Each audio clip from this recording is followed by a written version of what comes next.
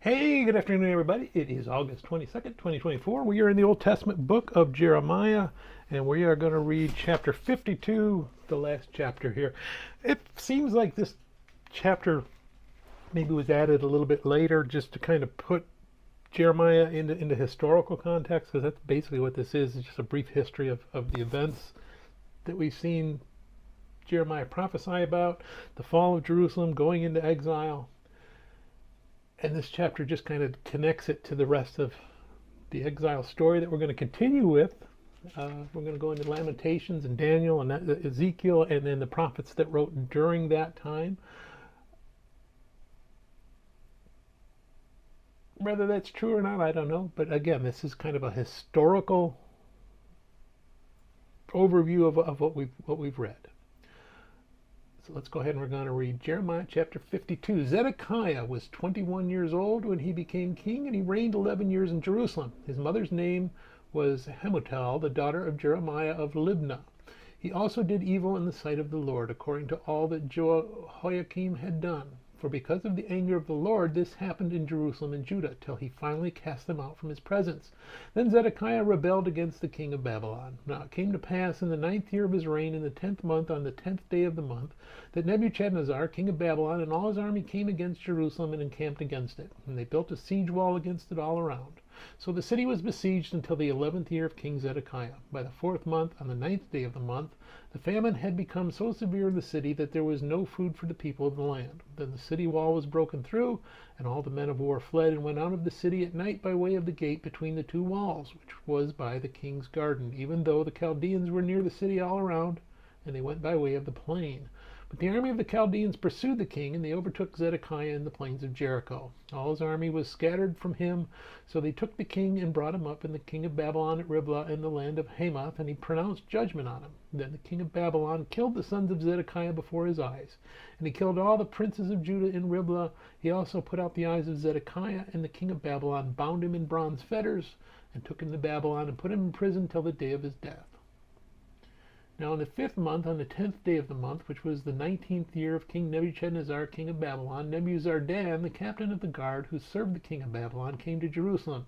He burned the house of the Lord and the king's house, all the houses of Jerusalem, that is, all the houses of the great, he burned with fire.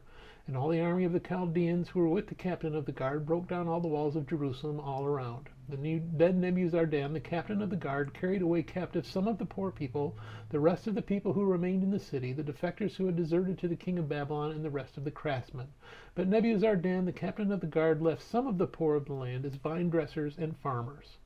The bronze pillars that were in the house of the Lord, and the carts and the bronze sea that were in the house of the Lord, the Chaldeans broke in pieces and carried all their bronze to Babylon.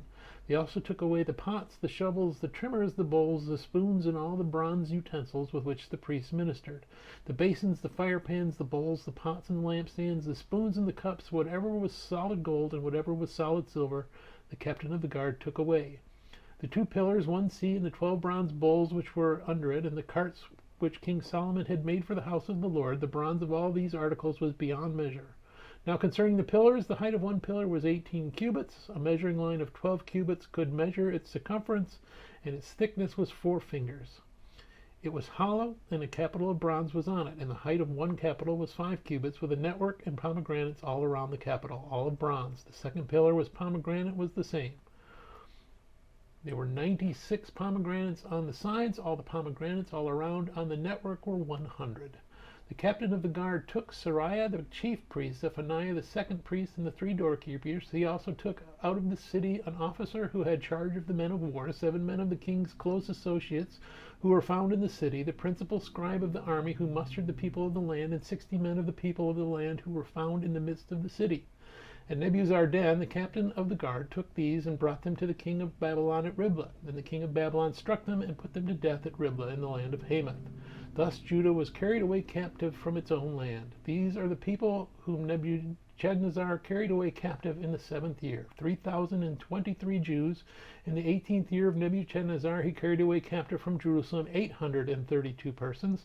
In the 23rd year of Nebuchadnezzar, Nebuzaradan, the captain of the guard, carried away captive of the Jews 745 persons. All the persons were 4,600.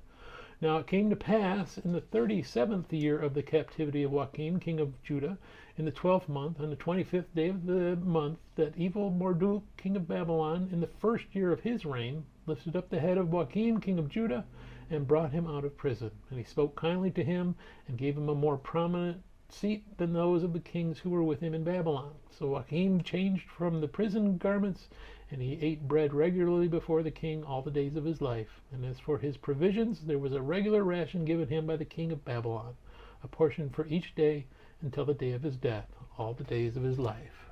May God bless the reading of his word, and may God bless you. Bye.